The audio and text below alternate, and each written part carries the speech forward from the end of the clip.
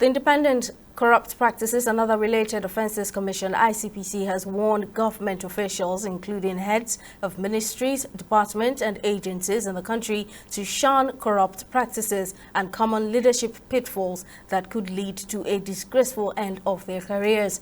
The ICPC gave the warning at an anti-corruption training for norm and behavior change organized through its research and training arm, the Anti-Corruption Academy of Nigeria, with support from the MacArthur Foundation as part of its corruption prevention mandate. Our correspondent Emeka Amako, who covered the training session, files in the report from Abuja. Gathered in this hall are chief executive officers and heads of ministries, departments and agencies in Nigeria to discuss the effects of widespread corruption in the country and provide adequate solutions. Corruption has been widespread across government agencies in Nigeria, with accusing fingers pointed at the heads of these agencies, most times for aiding and abetting.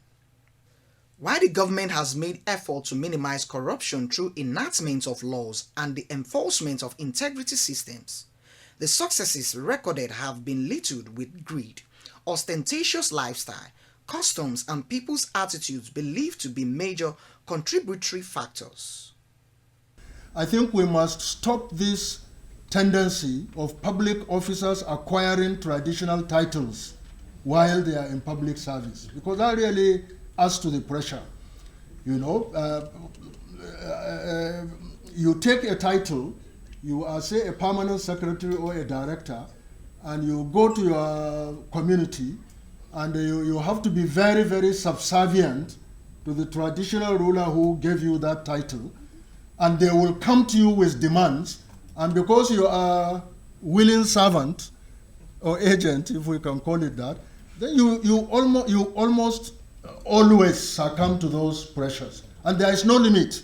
Once it starts small, it keeps getting big, and there will be no end to it. For the ICPC boss, training like this will provide the right orientation for the nation's chief executive officers to help tackle corruption. In order to avoid both internal and external pitfalls as chief executives, a gathering of this nature will avail you ample opportunity to share ideas, experiences, and strategies on how to handle issues, particularly institutionalized internal practices that are traps set to make you complicit in future corrupt practices. This is why it is imperative for you to know the do's and don'ts so you don't become victims or get co-opted into aiding and abating corruption within your agencies. Other speakers at the event believe that corruption is a significant obstacle to Nigerians' collective aspirations and meaningful development, emphasizing that the damage inflicted on the country's public service is immeasurable.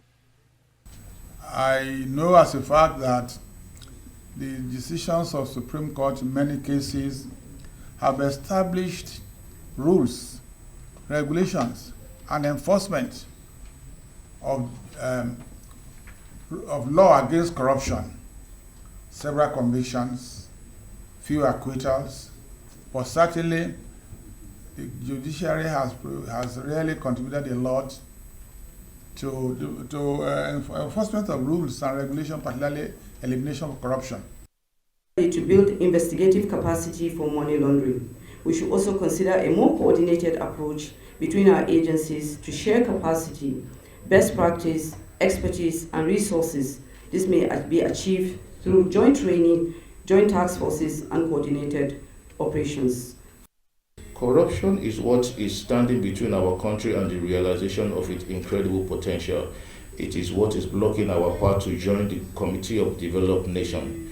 It is what has unleashed a lot of ill on our society. It is my earnest hope that this roundtable will generate immense insights that will give us a major boost to the anti-corruption effort. Other recommendations given to boost the anti-corruption efforts of the federal government include stronger safeguard for whistleblowers, youth engagement, and enhanced public sector training to nurture a new generation of ethical leaders.